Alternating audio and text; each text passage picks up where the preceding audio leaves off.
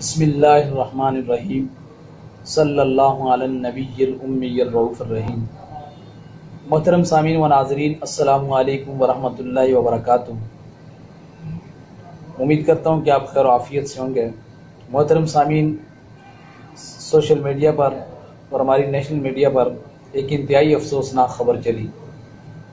کم از کم اس کا مسلم معاشرے میں کوئی تصور موجود نہیں تھا، لیکن افسوس کے ساتھ تصور ہی نہیں بلکہ عملاً ایک نامناسب واقعہ پیش آیا۔ اور ایسے واقعات ایک ہی نہیں، کئی پیش آتے ہیں۔ کئی واقعات میڈیا کی خبر بنتے ہیں اور کئی میڈیا کی خبر نہیں بنتے۔ وہ واقعہ یہ کہ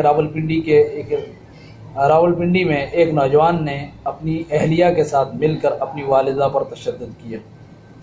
یہ واقعہ مسلم معاشرے میں انتہائی نامناسب ہے، ویسے ہی انسانیت میں ہی نامناسب ہے، لیکن اسلام نے تو بالخصوص اس کو جو اہمیت دی ہے، اس کو ذرا آپ اندازہ لگائیں کہ اسلام نے سب سے زیادہ حق ماں کے رکھے۔ سب سے زیادہ حق اسلام نے والدین کے رکھے ہیں، اور والدین میں سے بھی سب سے زیادہ حق اسلام نے ماں کے رکھے۔ ایک شخص نبی اکرم صلی اللہ علیہ وسلم کے پاس آئے، یا رسول اللہ، مجھ پر سب سے زیادہ حق کس کا ہے؟ میرے حسن سلوک کی سب سے زیادہ حقدار کون ہے؟ تو آپ نے فرمایا تمہاری ماں۔ اس نے کہا یا رسول اللہ پھر؟ آپ نے فرمایا پھر تمہاری ماں۔ اس نے عرض کیا یا رسول اللہ پھر؟ فرمایا پھر بھی تمہاری ماں۔ چوتھی مرتبہ اس نے عرض کیا یا رسول اللہ پھر؟ تو فرمایا تمہارا باپ۔ تو پہلے تین حق اللہ تعالیٰ نے ماں کے بیان کیے، اور اگلا چوتھا حق اللہ تعالیٰ نے باپ کا بیان کیا ہے۔ بہرحال دنیا کے جتنے بھی حقوق ہیں ان میں سب سے زیادہ بڑا حق جو ہے وہ ماں اور باپ کا۔ تو جس کا اللہ نے جتنا بڑا حق رکھا، اتنے ہی اس کی حق کو پامال کر دیا۔ آئیں میں ذرا قرآن پاک سے والدین کے بارے میں کچھ سنانا چاہتا ہوں کہ اللہ تعالیٰ نے والدین کے بارے میں کیا ارشاد فرمایا۔ اعوذ باللہ من الشیطان الرجیم، بسم اللہ الرحمن الرحیم۔ وَقَضَىٰ رَبُّكَ أَلَّا تَعْبُدُوا إِلَّا إِيَّاهُ وَبِالْوَالِدَيْنِ إِحْسَانًا۔ اور آپ کے رب نے فیصلہ فرما دیا، آپ کے رب نے طے کر لیا ہے، آپ کے رب نے یہ حکم دے دیا کہ اللہ کے سوا تم کسی کی عبادت نہیں کرو گے، صرف اور صرف اللہ ہی کی عبادت کرو گے، اور والدین کے ساتھ حسن سلوک کرو گے۔ ان آیات مبارکہ میں سب سے پہلے اللہ نے اپنا حق بیان کیا، اور وہ ہے اللہ کی عبادت۔ اور اپنا حق بیان کرنے کے فوراً بعد اللہ تعالیٰ نے ماں باپ کا حق بیان کیا، والدین کا حق بیان کیا۔ فرمایا کہ اللہ نے اس بات کو طے کر لیا ہے کہ اللہ کے سوا تم کسی کی عبادت نہیں کرو گے، اور والدین کے ساتھ حسن سلوک کرو گے۔ علماء کرام اس کی تفسیر کرتے ہیں کہ اللہ نے اپنے حق کے ساتھ والدین کے حق کو کیوں ملایا، اپنے حق کے فوراً بعد والدین کے حق کو کیوں بیان کیا؟ تو کہتے ہیں اس میں حکمت یہ ہے کہ اللہ تعالیٰ جس طرح انسان کے وجود کا سبب حقیقی ہے، اسی طرح والدین انسان کے وجود کا سبب مجازی ہے۔ یعنی کہ انسان دنیا کو دیکھتا ہے، دنیا کی رعنائیوں کو، دنیا کی خوشیوں کو، یہ دنیا کے سارے نظارے انسان ماں باپ کی کھڑکی سے دیکھتا ہے۔ اگر ماں باپ نہ ہوتے تو انسان نہ ہوتا، بیٹا نہ ہوتا، بیٹی نہ ہوتی۔ جب نہ ہوتے تو وہ دنیا، وہ اہلیہ کیا ہوتی ہے، مکان کیا ہوتا ہے، جائیداد کیا ہوتا ہے، بنگلہ کیا ہوتا ہے، انہیں کیا خبر تھی اس چیز کی۔ تو آج جس بنگلے کے لیے، جس بیوی کے لیے، جس جائیداد کے لیے ہم اپنے ماں باپ سے لڑتے ہیں، ان پر تشدد کرتے ہیں، یہ ذہن میں رکھیں کہ ہمارا وجود اس ماں باپ کی وجہ سے ہے۔ ہم جو ایریا کو دیکھ رہے ہیں تو یہ بھی اس ماں باپ کی وجہ سے، اور ہمیں پاس جو جائیداد اور مکان اور بنگلے ہیں یہ بھی ماں باپ کی وجہ سے ہیں۔ تو اللہ تعالیٰ انسان کے وجود کا سبب حقیقی ہے، حقیقتاً اللہ نے انسان کو وجود دیا، اور اس کا ذریعہ اللہ تعالیٰ نے ماں باپ کو لگایا، ماں باپ کو بنایا۔ اس لیے اللہ نے اپنے حق کے فوراً بعد والدین کے حق کو بیان کیا۔ محترم سامعین، پھر اس کے بعد فرمایا اما یبلغن عندک الکبر احدہما او کلاہما فلا تقل لہما اف ولا تنہرہما وقل لہما قولا کریما۔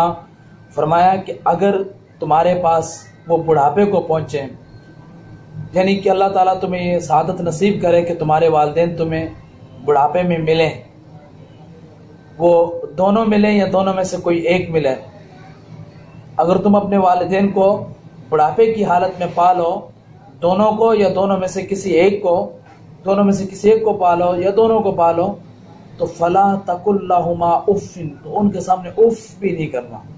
اف یعنی کہ ہلکا سا نفرت کا اظہار تک بھی نہیں کرنا، بلکہ کیا کرنا ہے، وَقُلْ لَهُمَا، ان کے سامنے اف بھی نہیں کرنا، وَلَا تَنْهَرْهُمَا، اور انہیں جھڑکنا بھی نہیں. نہ تو ان کے سامنے اف تک کرنا ہے، نہ ان کے سامنے سخت لہجے میں بات کرنی ہے، نہ انہیں جھڑکنا ہے. وَقُلْ لَهُمَا قَوْلًا كَرِيمًا، ان سے کریمانہ گفتگو کرنی ہے، ان کے ساتھ محبت بھری گفتگو کرنی ہے، شفقت بھری گفتگو کرنی ہے، عزت والی گفتگو کرنی ہے. تو کہاں جہاں اللہ منع کرتا ہے کہ ان کو اف بھی نہ کہو، ان کو جھڑکو بھی نہیں، وہاں والدین کے اوپر ہاتھ اٹھائے جائیں، وہاں ڈنڈے اٹھائے جائیں، وہاں انہیں طرح طرح کی اذیتیں دی جائیں، تو کیا یہ اللہ کے حکم کی صراحتاً خلاف ورزی نہیں ہے؟ کیسے یہ لوگ تصور کر لیتے ہیں کہ ہم والدین کی نافرمانی کر کے کامیاب ہو جائیں گے؟ نہیں، والدین کی نافرمانی کر کے جس جائیداد کو حاصل کرو گے وہ جائیداد بھی تباہ و برباد ہو جائے گی. والدین کی نافرمانی کر کے جس بیوی سے محبت جتاؤ گے وہی بیوی تمہاری اصل دشمن بن جائے گی. تو جو والدین کا نہیں وہ کسی کا بھی نہیں ہو سکتا. یہ ہر کوئی انسان سمجھ سکتا ہے کہ جس نے اپنے ماں باپ کو اہمیت نہیں دی بھلا وہ کسی کو کیا اہمیت دے گا. اس لیے ایسے انسان کی کہیں بھی کوئی قدر و قیمت نہیں ہوتی. پھر فرمایا وَخْفِضْ لَهُمَا جَنَاحَ الذُّلِّ مِنَ الرَّحْمَةِ، اور تم اپنے بازوؤں کو عاجزی کے ساتھ بچھائے رکھو رحمت سے.